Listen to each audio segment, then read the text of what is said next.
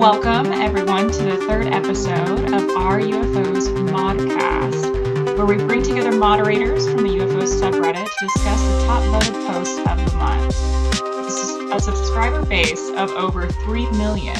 Our UFOs is the largest online forum for UFO enthusiasts and researchers alike. In each episode, we will cover trending topics chosen by the community and dive into sightings, reports, and conversations shaping UFO discourse. I'm your host and moderator, longtime enthusiast with a spiritual take on the origins of UAP, Dodo Bear. I'm joined by Stinger, a cybersecurity expert with a deep interest in the UFO phenomena since 2003. I'm also joined by tech enthusiasts focused on existential questions and video stabilization for analysis, Dueling Groks. And we also have two guests on today that we are excited to introduce. We have Mayor Ryan Herd, Mayor of Pequannock Township in New Jersey. He is currently serving his second term as mayor and has been on the township council for 8 years, retiring this December or past December 31st. We also have as a bonus here Major Craig Robertson, a counter UAS expert, trainer overseas and stateside. Thank you both for joining us today.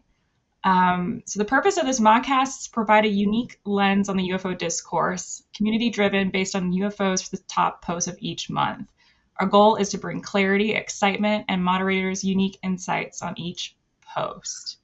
So today, our first post, close-up of a drone from an airplane. It had 25,000 upvotes, and we flared it as likely identified. One of the top comments of this one said, "I'm all droned out. Wake me up when there's aliens, please." So I found that pretty funny. What do you guys think about it? Yeah, so we can pull up this video. VCA, who's normally with us on the modcast but couldn't be with us this time, was able to identify this as Airbus Embraer E175 with the lighting that there are two strobe lights on each wingtip. I think that maybe people also looked on flight radar and were able to track down the actual aircraft that this was passing above. I mean, the strobes are a giveaway. Those are called anti-collision lights when they're on the wings, and when they're flashing like that, that's probably an aircraft.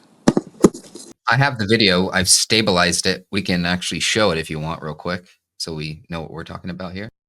Yeah, so you can see the anti-collision lights. You can also see the red and green position lights, and those are just part of standard aircraft lighting. Craig and Herd, you just saw the video. Any input from either of you? Well, it's interesting. Craig and I were just talking about this, and one of the things that we were talking about was how do we educate, I want to say consumer, but the regular everyday person on how to identify. And Craig actually came up with a great way. I believe that you've used this before in an incident that happened in 2017. Maybe you can talk to that.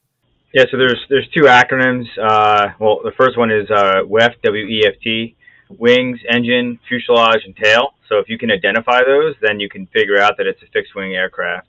And then that's part of a class that I was giving overseas to soldiers that, unfortunately had the same level of misunderstanding. They weren't trained to be able to identify aircraft. So whenever you're sitting down there looking at, what's flying above, if you can see the wings, the fuselage, the tail, and then more prominently at night is the guidance light for the runway, which we live in a heavily trafficked area. So what you were seeing flying towards you is the runway lights. Obviously at low altitude, they want to be able to be seen from a long distance. And then, as was previously mentioned as well, the red and green aircraft lights that are used for identifying which way the aircraft's flying and which side of the aircraft you're looking at. So that's a common thing that people are seeing is they're saying, hey, it has lights on it. Well, yes, this isn't the first time we've seen an aircraft fly, but if you identify, red is usually on the left wing. So if red is on the right side as you're looking at it, that means it's flying towards you. And you're seeing the white lights. So a lot of the sightings that we've seen or heard in New Jersey, particularly, I think 5,000 is what the state police said, were, I think 4,900 of that was actual aircraft flying. So 4,900 are prosaic, and then you have a remainder of just the 100. You're saying? Yeah, I don't have the exact numbers, but it was a pretty high number on the. I know out of that 5,000, they said there's probably about 100 of those, which people can go on the internet and read it. 100 of those probably fit in a category of either a group 1 or group 2 UAS, which is there's 5 different groups, but what people had said that they saw fit in group 1 or 2, and of those, most of those were hobbyists that were trying to go out and identify whatever it is that they thought that they were seeing. Yeah, and I even think that the number is up to around 8,000 last time I heard. Wow. And this is sightings that have been reported into the police department locally? Well, yeah. So what happened in New Jersey, obviously, and we'll get into this, is when people started seeing them. And when we had our Wednesday, December 11th meeting, that's when we really started bringing media attention to it. From that standpoint, FBI took over, and that's when you started getting a lot more, I want to say, sightings. And Craig and I were on a Zoom with a bunch of very important people. And the FBI was saying at that time, they were getting about 4,000 at a clip as far as sightings. And Craig even brought that up. Well, we have a way to fix that problem as well as detecting and identifying through the Blue Halo product. But up until now, it has increased, but it's also fallen off a cliff. One of the reasons why it's fallen off a cliff is, well, quite frankly, Christmas. So that's number one. But number two is really people don't feel like the government is listening to them. So number one, the process, I don't know if you guys ever gone through the process of calling into FBI and submitting something, but it's like 20, 25 minutes. It's horrible. It would never happen on the, I want to say, entrepreneur startup side. Like I would kill that in a second, but it's like a 25 minute process, which is horrible. And people don't want to go through the process. People don't feel like the government is doing anything about it. So that's one of the reasons why sightings have fallen off a cliff. Doesn't necessarily mean that there's no sightings. I physically saw some on New Year's Eve, but people just aren't reporting them because we have no faith in our government. Can you describe what you saw on New Year's Eve? Yeah. So for me, what is typical is a large drone. So for the most part, we don't look up at the sky. With that said, though, we kind of know what's generally above us on a normal nightly basis. So we know like when an average sky is, the blinky lights that are up there. Yeah, that's planes, and we are in the flight path. I'm in Pequannock, New Jersey, so we're in the flight path of JFK, Newark, even smaller airports. So you've got Morristown, you've got Teterboro, you've got Caldwell. I literally have a small airport, maybe 4 blocks away, Lincoln Park Airport. So yes, there's a lot of stuff, but the key indicator is there's more than normal. And they're flying lower and slower for us in a different pattern and more of a grid-like pattern. So on that night, which was New Year's Eve, we saw a couple here, and then we just happened to be going up to my uncle's house in Sussex County in Sparta, and we literally saw some going into their, I want to say the area where they live up in Sparta. So we saw some in Morris County, we saw some in Sussex County. What did it look like? What was it? What color was it? It's pretty consistent what we're seeing. So I hate using the word drone. It seems like we're using drone just like we use Kleenex. So it's a UAV. That's right, Craig. That's the technical term of what we're actually seeing. And what I'm seeing is something that looks like a small plane that is out of place, meaning it's flying lower and slower than I normally see. It looks like a plane, but it doesn't quite sound. It definitely doesn't sound like a large jet, not even close. It doesn't sound like a small business jet, and it's not a propeller driven. So it's not a drone that has, 4 propellers or anything like that. It's not a small Cessna that has a propeller. And it's about the size of an SUV. You can clearly see it. You can easily see it with your eye. But for the life of me, I cannot take a picture of this damn thing. So it's usually at night, right? So is it Always at night. so is the whole thing illuminated, or can you see that it is, or is it just a light, or how do you gauge its size is what I'm kind of asking. And That's a just great, maybe not all of them and lumped together, but yeah. specifically the one on New Year's Eve. Can you kind of just walk me through, did you step outside, you heard the sound, you looked up, kind of, can you walk me through that, please? Yeah. So let's start with seeing it. So one of the issues that you have at night, um, people don't realize how technically hard it is to take a picture of an object at night. And what I mean by that is you can easily set a digital camera like a 35 millimeter SLR, and you can set a long exposure and you can take a picture of something that doesn't move. Not a problem. But try taking a picture of something moving. One of the issues is depth perception, which is the same issue that we have with our eyes, although our eyes are much better at seeing something at night up until a point. But what we're seeing on that specific night, so we're coming out because I have to go up to my uncle's for New Year's Eve. It's me. I have 3 boys, so it's me and the boys. And we leave the house and boom, like pretty much right in your face, here's a drone. Like, what the heck is going on? And just to put in context, the nights before were kind of rainy, overcast, low, what do I want to say? A low ceiling, I guess, is the best way of doing it, clouds and whatnot. We'd never see him, at least I never see him during low cloud cover and rain. That doesn't necessarily mean they're not there. I don't see them, okay? From that standpoint, we saw him. We kind of wrote him off because like everything else, this is kind of the thing that kind of scares me. People are getting very used to it. They're there. There's the drones again. I saw drones again. And then we go up to my uncle's house, which we're not used to seeing it, and he's up in Sparta. And right as we get up to his, I want to say, area that he lives, we're making a left into his subdivision. There you go. It's right above us. It's moving slow, looks like a small plane.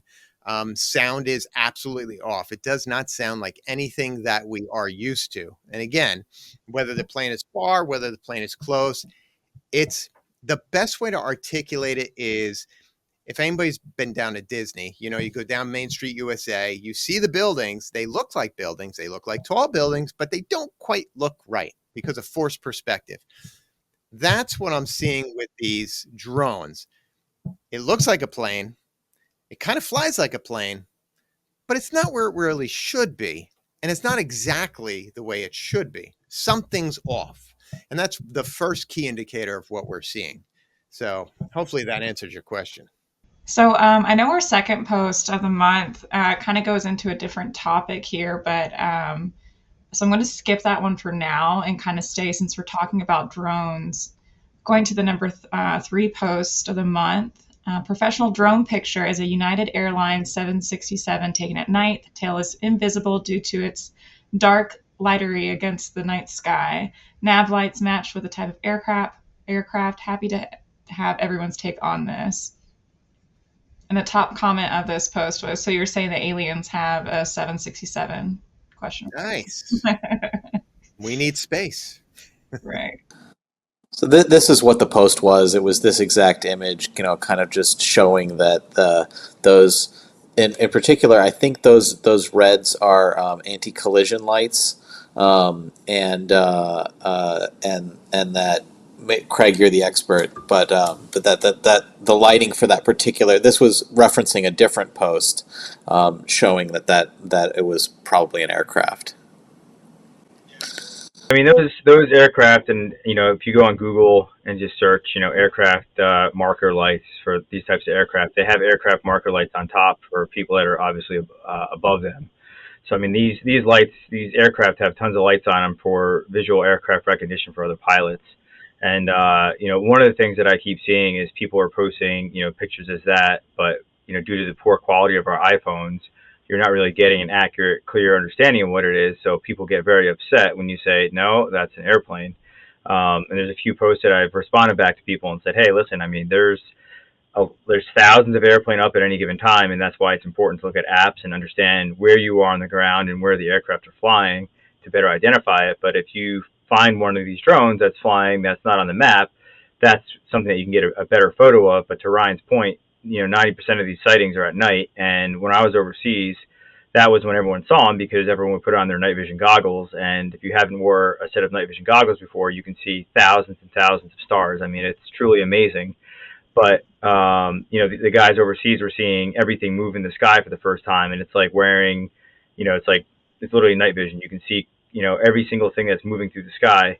So now what we have is people that have never looked up in the sky, either sitting out in the backyard, going outside to smoke a cigarette, whatever the case may be, driving in their car, which, I've seen people looking out the window and it's like, pay attention to the road. But, there's airplanes everywhere flying because, to Ryan's point, and when we spoke to the state police, I mean, people have no idea to the number of airports that are local in this area.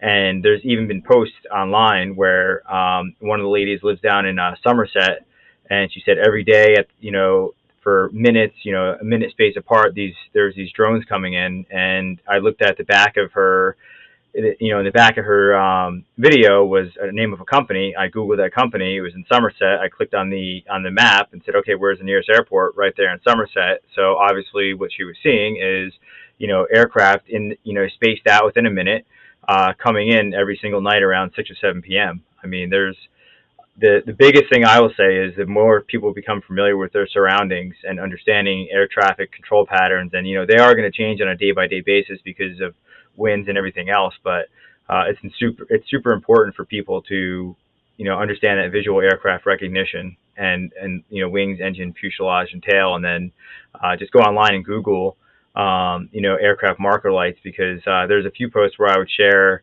the picture of a Boeing 737, which is another common aircraft that we see flying, and beneath that it has lights on the bottom of it as well, different than just the wing lights.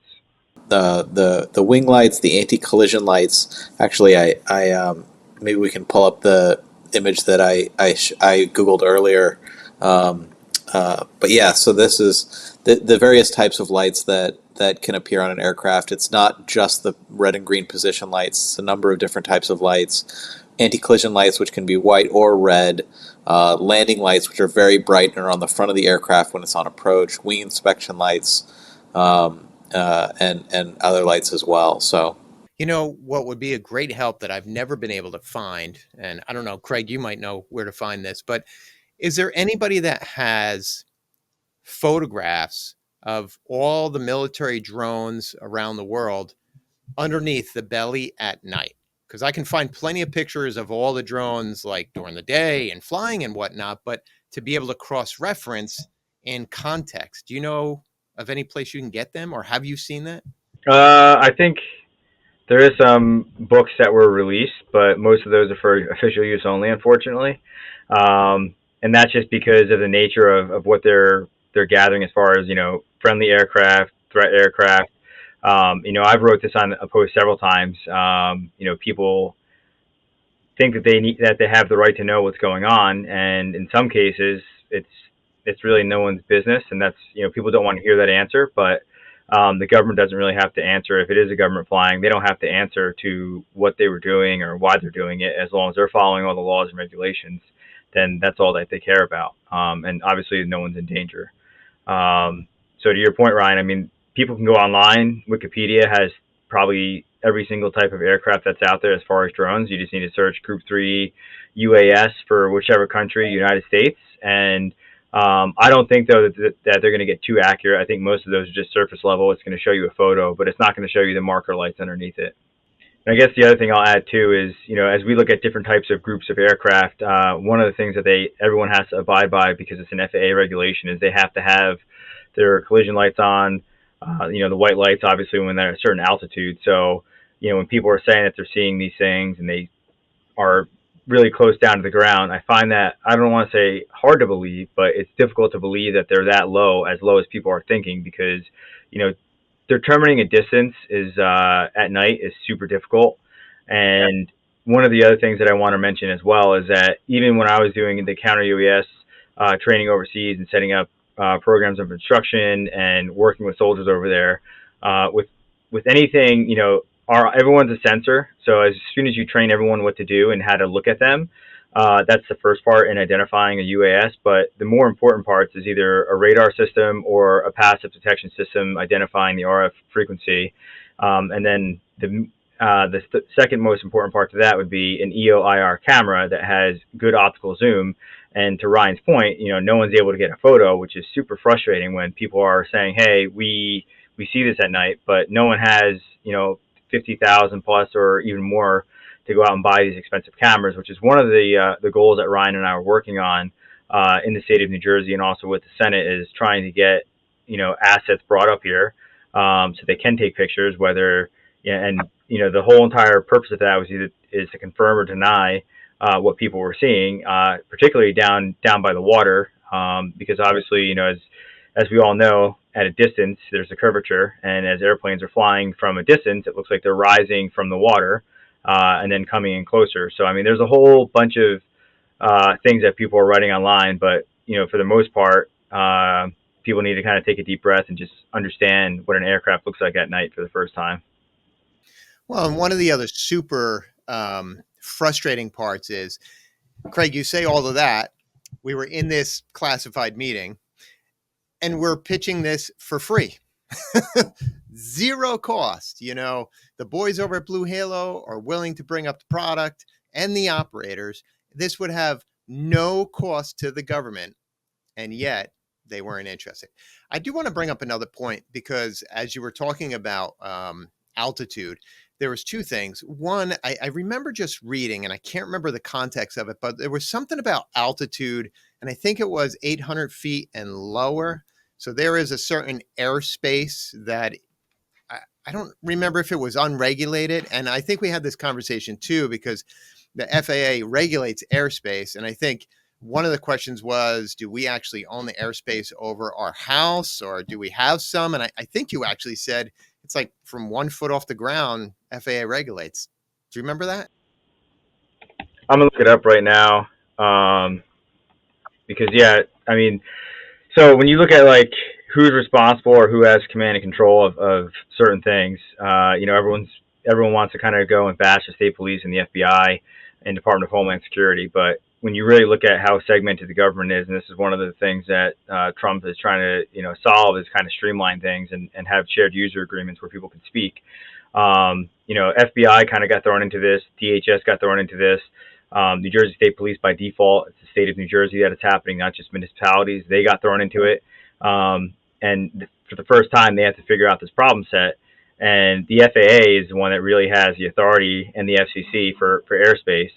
So that's definitely, when a lot of people want to go blame and point the finger at the New Jersey State Police and the FBI, there's a lot of pieces to this puzzle of who regulates it, and then what you can do in those airspaces. There's some other things that I've seen on Reddit recently where people are saying, hey, let's just go throw let's go take a quadcopter or a vertical takeoff and lift, which is like, DJI. No. Yeah. But what they were saying is they're like, hey, let's just go put like Roman candles on there and go fly it, which is actually an ATF issue, because now you've armed an aircraft and you're putting it in the sky and flying it. It doesn't matter what elevation it's at. So there's a whole bunch of people that have these ideas, but they're not good ideas and they're not lawful. And that's where I've tried to chime in and say, hey, like, you guys really, before people read things on the internet, they need to do research. And this is probably a very sensitive topic for anything that's up in the sky, that, when people have these ideas. There was another video of a person shooting an airsoft gun at one of the drones that was flying. And I kind of call it like a propaganda video, because, that's just not possible. But it's also not the smartest thing to do, because in New Jersey, airsoft guns do require you to have a firearms purchase identification card. So shooting an airsoft at an aircraft, that person's already been dealt with. But I mean, just a lot of things that are not smart have been happening to this. Back to Ryan's earlier comment, training and making the public aware, which there's another company that I've been reaching out to and working with their CEO, because this is something that isn't just happening in New Jersey. It's happening all over the country and all over the world. So I'll pause there. Yeah, and I just want to clarify something too. We're not going to have anybody try to shoot one of these drones down, try to catch it, try to put up one of their own little drone thingies and try to take a picture. We've had that issue in Pequannock, and I can go in deeper in that. But you have to understand that Drones are regulated just like airplanes, and that's the fastest way to get 15 to 20 on federal. Like that, you don't want to do that. So let's not even think. And I've seen it online, and people have said that. And they even go back to, for myself, Mayor, why don't you have your guys do something about it? Well, the reality is people, as Craig was saying, people don't understand how complex government is, good, bad, and different. But if you think of, I'm going to take my town. So Township of Pequannock is 7 square miles, 15,500 people. We got 36 of the best police in the world. Dan Commune is the #1 police chief. I love him. But they're tasked with keeping my town safe and secure. And if we don't have a safe and secure town, we don't have a town at all. They have to focus on daily things. So to have those assets go basically chase down drones, there's only so much time in the day that's really, really hard. And then when you look up the food chain, you have local municipality, then you go into county. So I'm in Morris County. Again, they only have so many people that now cover 39 towns. And then from there, you go to state police. State police covers the entire state.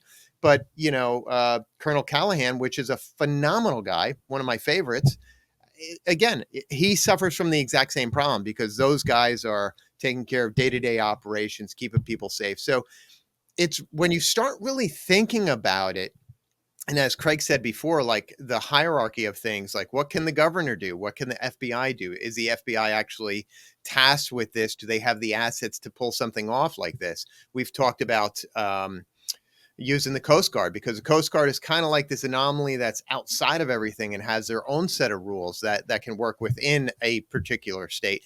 So people just don't realize how crazy it is, but that's part of navigating.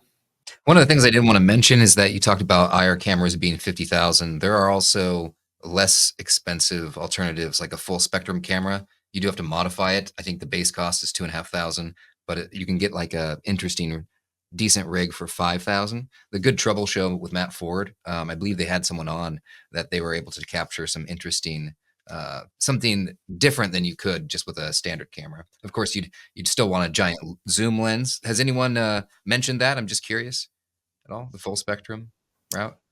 Well, it is cheaper and you might have some success. Yeah. I just thought I'd bring it up if nothing else. So it's very interesting. I mean, my background is technology. I'm specifically more in the IoT, smart technology, AI, ML, LLMs kind of stuff. Even with the best that we have, it still sucks. Can I say sucks? It stinks. I mean, look at fighter pilots, look at what they're showing, and look at, it's this little dot that's moving it, right? Understand that our capacity still with the latest and greatest, and I'm sure, Craig is privy to some really cool stuff, but even the coolest stuff is not a picture that is definitive. So what I mean by that is, listen, you can go down to Costco, you can pick up any of the TVs, 4K, they're beautiful, they're just gorgeous, but trying to identify something at night that's moving is like a heavy lift. So yes, and Craig, you can talk to this using night vision, flare, whatnot. That was one of the things we asked for, if the local community can start doing that. But now we're getting, okay, great, I got a moving hot spot or cold spot. It's not helping me. It's as bad as a blurry picture.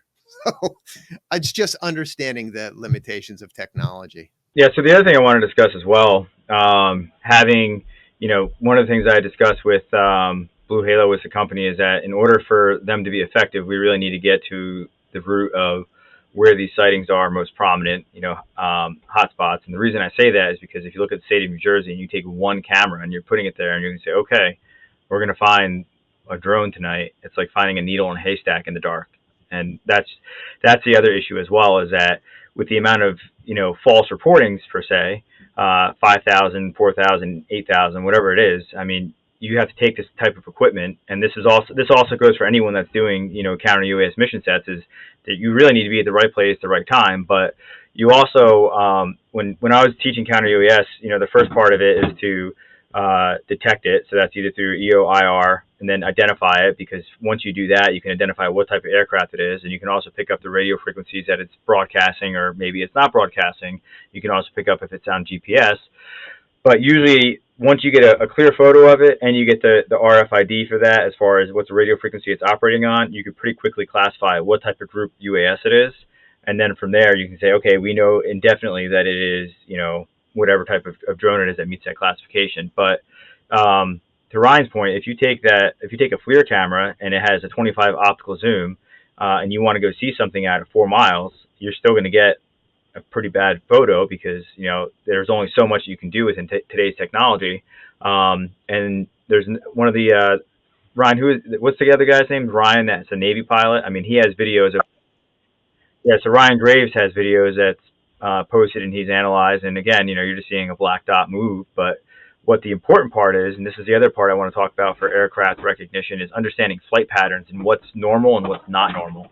So if you sit up there in the sky, we had talked about this before, Dodo Bear. If you sit in the sky and you see an aircraft flying left to right or north to south, that's common. Or you see it making large banking turns, that's common. What's not common is where you see them in one direction and then instantly they're going on a diagonal, basically breaking the laws of physics. That's where, you also go into the aircraft recognition and say, okay, even though it did have all these markers, out of nowhere, it just went a completely different direction, 1,000 feet, or it went vertical 1,000 feet, just something that doesn't fit what you normally would expect for an aircraft. So those are some of the other things that, as we see these videos, I'm looking at them and I'm saying to myself, okay, if this is, a drone, it still is going to fly in those general flight patterns of what an aircraft would. But if it's not a drone, then that's where you're going to see these anomalies of, sudden change in directions, or just, flying in a very different way than an aircraft would. Yeah. And another thing to build on top of that is, as we talk about Reddit and Facebook and TikTok and all these things, and we start having everybody ask us questions, number one, people think it's very easy to take a picture of it or, pew it down, which we don't want anybody doing. But let's walk through this a little bit. So people just have a presumption that we have this amazing technology and we can just catch this thing, whatever this thing is. But when you really do a little bit of critical thinking and you say, okay, let's shoot an immobilizer at it. So think of a microwave that's very tight, that's got a lot of power, and I can just, fry the circuitry out, 500 feet or a mile. What people don't understand is it doesn't stop there at that thing. It could go 8 miles plus past it. That has ramifications with FAA, FCC. Like, you can't just emit something without getting these other people on board. And then other things, Craig and I spoke about it before. So let's say you wanted to bring the drones down, and somebody was on Sean Ryan's show, and it's a company that does this. So it's counter UAA. Counter a way to bring down these drones. But the problem is it's a huge energy that's being thrown out, most likely on the GPS side, which is great. Most of the drones, all the drones that are pretty much being used, do leverage GPS to know where they're going. If they can't catch that signal, they have to go down. The problem is this technology, does not discriminate. So it doesn't discriminate between a drone, between an F-18, a Boeing 747. Like, again, it goes back to, it doesn't just stop at those drones. It goes past those drones, and it could be miles.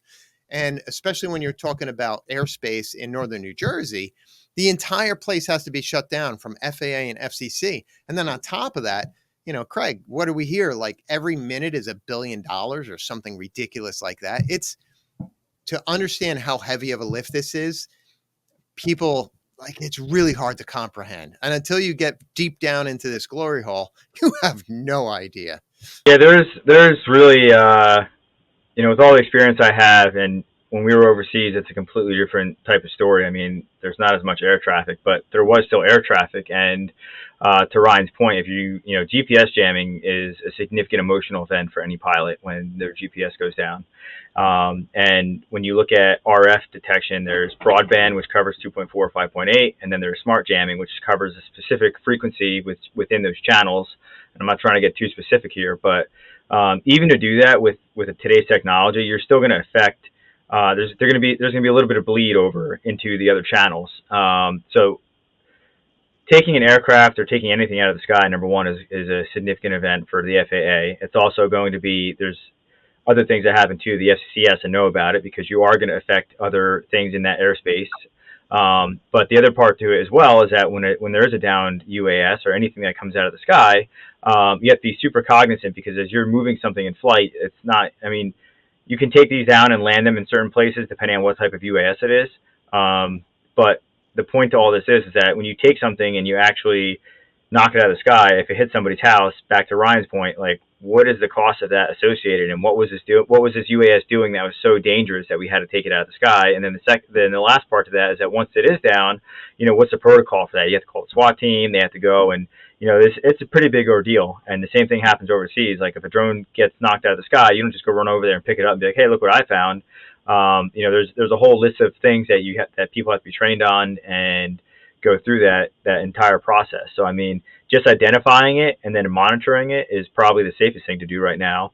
And then the other thing that I would hope that we can take away from this at the end of the day is people going outside, looking at the picture that Stinger had brought up there earlier, about understanding what aircraft marker lights are, and then, obviously understand flight patterns. And then, Dodo Bear, I emailed you a photo off my deck one night that I took. I don't know if you guys want to pop that up, but you can see with just my camera being still, there's thousands of stars out there that you can't see with the naked eye. So that's kind of where I kind of look at all this, is that it's, to Ryan's point, like, people just say, hey, just shoot it out of the sky. Well, you can't do that. We're not in the wild, wild west. We're in a very heavy populated area, and if someone has something fly through their window at their kitchen, and they're going to have a lot of people are going to be asking questions. So, yeah. And again, just to bring on top of that, we all remember 9/11. The U.S. government knew that there was terrorists on planes and using planes, and the U.S. government did not shoot down these planes. So, good or bad, this is what's going on. Yeah, very interesting. They didn't shoot them down. I'm trying to find that picture, Craig, but we'll definitely have it up on the screen here afterwards. I'll send it over to you, Dueling.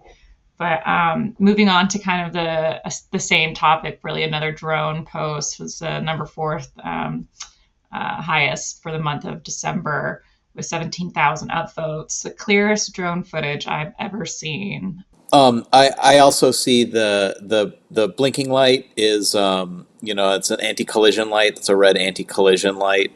You can also see the blinking on the wings. Those are strobes. Those are also anti-collision lights. And this looks like aircraft lighting to me. But the original poster of this video said that they didn't see red and green position lights, and that they thought it was more of a boomerang shape.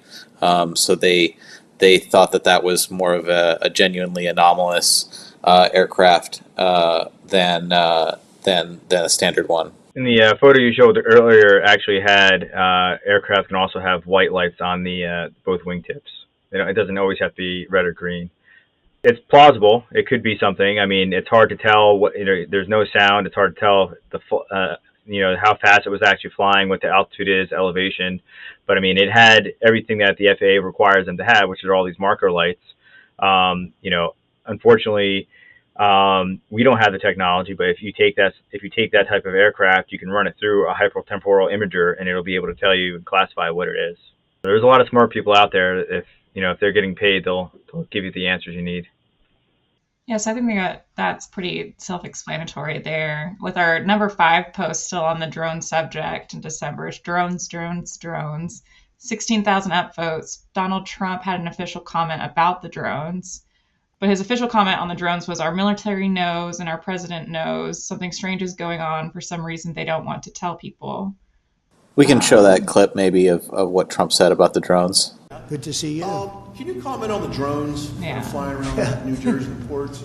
It seems like the American people have a big disconnect. The government knows what is happening. Look, I just sent the link. Our military knows where they took off from. If it's a garage, they can go right into that garage. They know where it came from and where it went. And for some reason, they don't want to comment. And I think they'd be better off saying what it is. Our military knows and our president knows. And for some reason, they want to keep people in suspense. I can't imagine it's the enemy, because if it was the enemy, they'd blast it out. Even if they were late, they'd blast it. Something strange is going on. For some reason, they don't want to tell the people, and they should, because the people are really, I mean, they happen to be over Bedminster. You Want to know the truth. They're very close to Bedminster. I think maybe I won't spend the weekend in Bedminster. I've decided to cancel my trip. Have you received an intelligence briefing on the drones? I don't want to comment on that. Yeah, so interesting that he says he doesn't want to comment on it on his official briefing, yet he, says that the government knows and they're not going to say anything about it. And he immediately says that he might know something and doesn't say anything about it. But interesting comment from him, and others in the government lately have been making comments as well. There's a press briefing that Biden's administration made a comment on it as well, saying basically the same thing. But Yeah, my biggest takeaway was the end part of him saying he doesn't want to comment. Now, God bless Trump. He is theatrical. So, it could be part of that whole theatrical thing.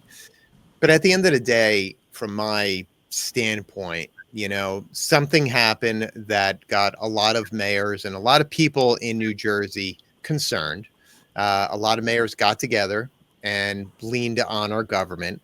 Our government then called a special meeting where 180 mayors from 565 towns. So state of New Jersey has 565 towns, and you got 180 of them to have their mayors come to here. Now, remember, we're talking about New Jersey, big egos, chip on our shoulders, mayors in a room within 24 hours. So something happened. Something's up. And we got to figure out, how do we get down to the bottom of this? Yeah, very true. Any other thoughts on that? Otherwise, we can, those are all the posts that we have about drones today. We do have a post about some material that's number 2 post of the month with 23,000 upvotes. Craig, Mayor Herd, if you want to stay online to discuss that, this is a really interesting post, but it is separate from the drone issue.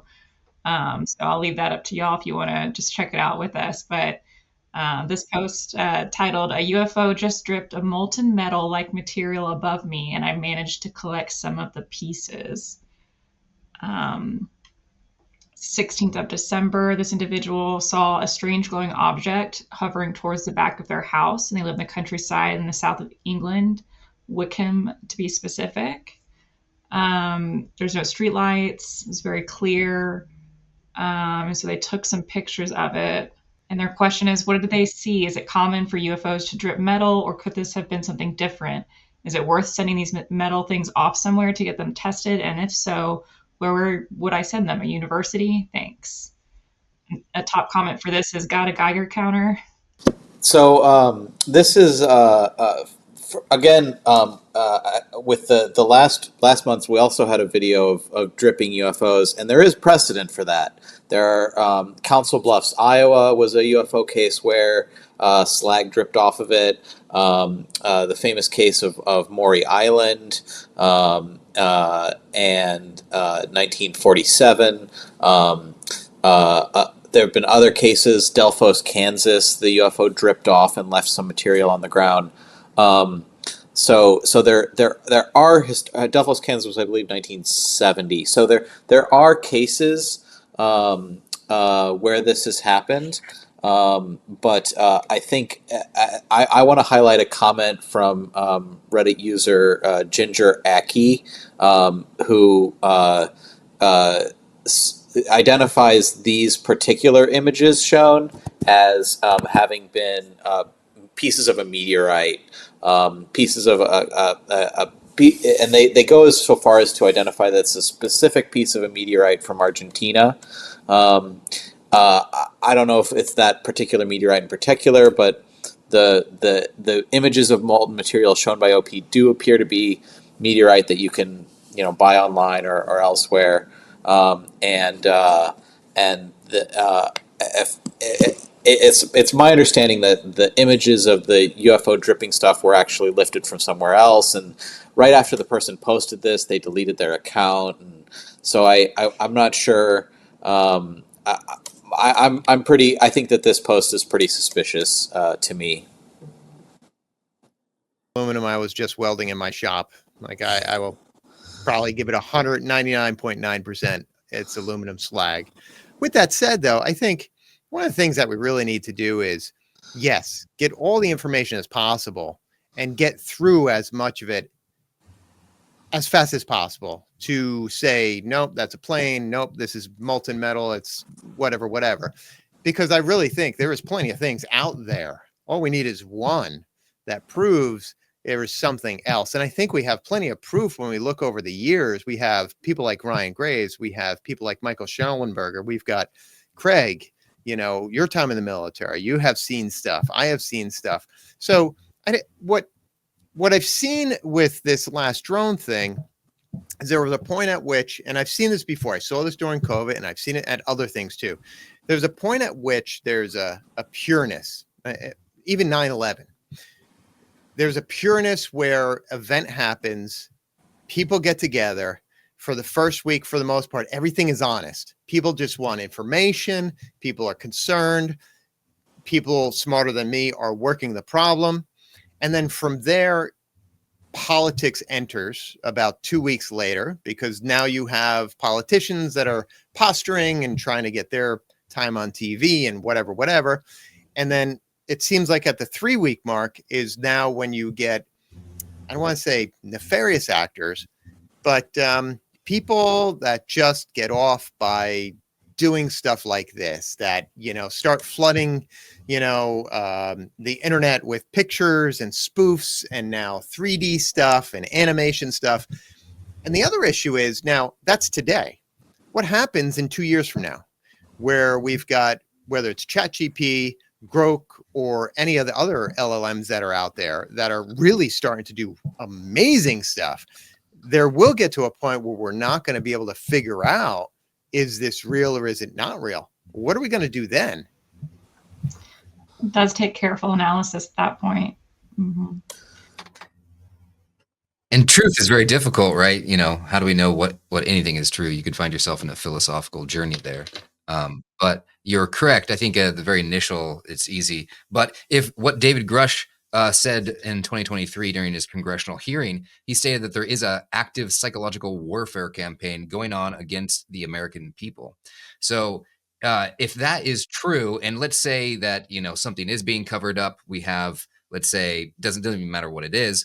If you flood the market with a lot of fakes, you're actually reducing the signal to noise ratio, right? And so that can be very difficult. So how does one actually ascertain or find the truth? And that's one of the beauties and why I actually became a moderator of this subreddit, Are UFOs, is because I thought it was the highest signal to noise ratio that I could find a place for this. People actively investigating and wanting to seek the truth. And I think that, of course, you have people that, will delete their accounts, do some fishy stuff, but, there's a lot of online sleuthers out there. And it seems that if you're willing to take the time to read the discourse that happens in these posts, especially if they get a lot of eyeballs on them and a lot of people actually working them, I think that one can get closer to the truth. I don't know. What do you guys think? But that's one of the reasons why we volunteer our time, right, in order to moderate this, because we believe that it is a good resource for others out there. And I think everyone involved probably does their own investigation because I'm excited about knowing what the truth is. But if it's true that there is an active psychological warfare campaign going on against the American people in which they're the target, that is, I don't think it's tolerable. But so how do we navigate that? I think the problem is difficult, kind of like what you said about trying to image something from 4 miles away. The same way, you have 1,000 images. What truth can we glean from these? Yeah, the government is actively suppressing information and actively manipulating each one of us. And it does start at the local level. Nobody wants egg on their face. And when you're the government, you can't have egg on your face. That's one issue. And to give you an idea, back to the New Jersey drone issue, this could have been hidden really easily, really early on. When stuff started hitting the fan around Thanksgiving, all the government had to do is be like, oh yeah, so Google or Amazon or pick your big company is doing this really cool thing with whatever technology, and yeah, you're going to see it. The narrative would have been totally different. People would have been fine with it. People would have been posting selfies online of these cool things that we're doing with the drones and TikTok and whatever. But the government let that go too far, and then they got mud on their face, and then they tried changing the narrative. And you saw that in real time, where they literally told you, you know what, you didn't see anything. No, your eyes deceive you. Don't listen. And you also saw where they were feeding, and this goes back to what I was telling you before. There's a certain time period where it's pure, and then politics get into it. Then you see posturing of the politics. And remember the one congressman that started talking about the Iranian ship? I'll tell you exactly what happened. This is how they kill a story. Somebody fed him the information, because he tends to be a very emotional, outspoken person. Somebody got his ear and said, it's from a ship. It's an Iranian ship. It's off the coast of New Jersey. And what does he go? He goes out there and starts chirping to all media. Media picks it up, and now he discredits himself. Think of how easy that is on the average person. I mean, this is manipulation 101. This happens all of the time. People just don't realize it. Yeah, absolutely. And Craig, I kind of want to point to you, because I know that we talked last week during the Reddit AMA, and you had an interesting sighting of your own to share with the group. If you wouldn't mind reiterating here. You are muted.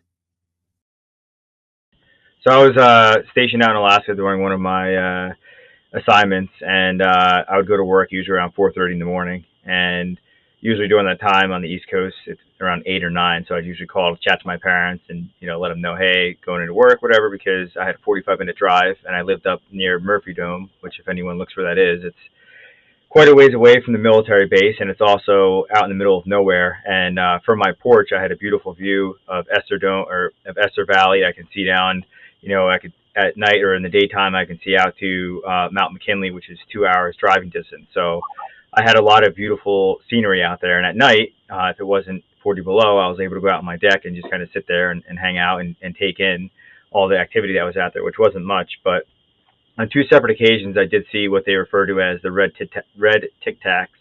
The first time they were kind of going down on an angle, and it looked similar to what tracer rounds look like, if you've ever seen that on a video, just a bright line just kind of going. And I said, well, they're spaced apart, they're moving too slow.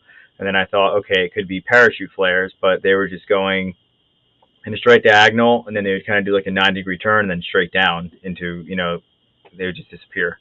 The second time I was driving to work, I was on the phone with my father actually, and I said, what the heck is this? I was like, I've never seen this before. And it was 4 or 5 Tic Tacs, red lights, and it almost looked like kind of like a radio tower, to kind of give you the idea of how the lights were lined up. But obviously there wasn't anything there, because you could see that. And the highest one went from just kind of stationary, and then went up, and then just disappeared into the atmosphere. And then the next one, until all 4 or 5 of them were gone. And I remember I used to drive around with my Canon DSLR camera, because to Ryan's point, you can get a lot of great photos with that. And the phones at the time were horrible. This is 2012. So my camera was taking, 18 megapixel photos, which was great. And I remember trying to take a photo, and by the time I reached over and looked back, it's like the camera, you have to go through all the settings on there to get the night mode. But, I looked at it and I just said, man, like, I've never seen anything like that. Kind of back to the point that I was saying earlier, when you understand what aircraft look like when they fly, that sticks out. But again, you can't see a shape. It was just lights in the sky, and, going straight up into the atmosphere, as opposed to, slowly falling down. How did that make you feel after you saw that second one? Was that when I saw the first one, I just kind of dismissed it, to be honest, because you don't know again, you don't know what's out there in the atmosphere, to be honest. And living in Alaska, I highly encourage people to go up there any time of the year. The last 2 weeks in August is usually the busiest, but if you go up there during this time of the year, it's mostly darkness. So I mean, they get like 3 hours of daylight, but you can see thousands and thousands of stars, and with the naked eye, and it's like everything's a lot closer too. Like here in New Jersey, it's like I see the Big Dipper and Little Dipper, and I'm like, man, like it just seems so far away and so small. But in Alaska, everything was like literally right on top of you. You felt like you were right there. So after I saw that first one, dismissed it, and then when I saw the second one, I started asking questions, and people were like, hey, we don't talk about that stuff here. But the rest of my life, I'm always looking around the sky. Even when I was overseas in Iraq and Afghanistan, I would always be looking in the sky. I never saw that ever again. So when I recently saw videos of it, I'm like, that's what I saw, but there's still no explanation to what it is. They just call it the red Tic Tacs. Thank you for sharing that. Yeah, interesting. Have you heard about red Tic Tac sightings, Stinger? No. But I do know that there is vast variation. Like, it seems like every time I am doing research into historical sightings, I find about something that was so strange that it's something that is different from anything I'd ever heard of before. There's just a vast variation in there are some classifications, saucers, triangles, tic tacs, orbs, spheres. But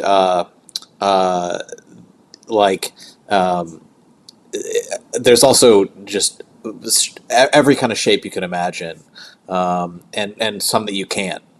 So I think that when I hear I take every case seriously when it comes to that kind of thing, because it's like, just because it's not what you expect, I mean, that's what makes it anomalous. That's what makes it an unknown.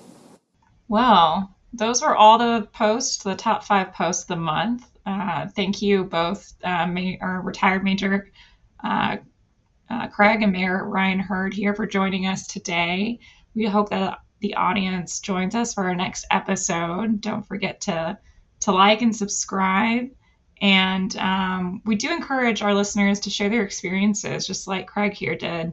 Comment on top posts of the month and submit questions or suggest topics for future episodes. We want to thank you again for tuning in, and hope to see you next month on UFOs Modcast.